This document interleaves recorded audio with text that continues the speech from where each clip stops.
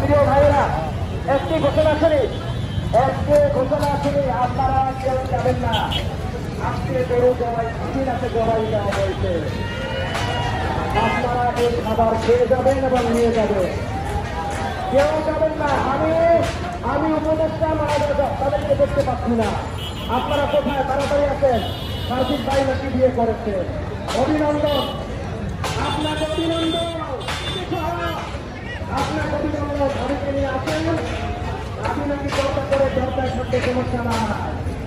আপনি আসেন, আজকে আমার এই সাধারণ ছাত্র ভাই, সাধারণ ভাইদেরকে নিয়ে আজকে কুলখানি হবে। আপনারা আসেন তাড়াতাড়ি।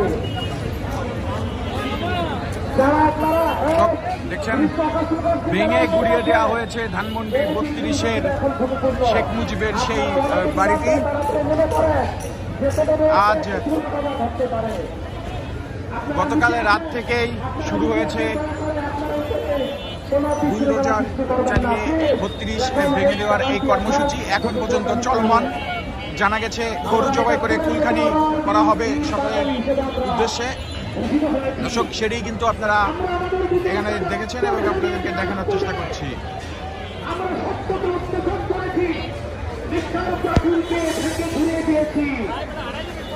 আমাদের বাংলাদেশে আগামীতে কোন শাসক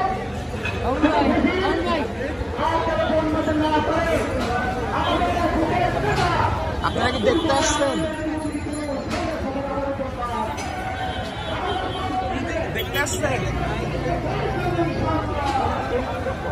আমরা একে অপরে সহপাঠী ভাই, আমরা বাঙালি ভাই ভাই, আমরা এখানে একসাথে থাকতে জানি, এক থেকে খেতে জানি, আমরা একসাথে কথা বলতে জানি।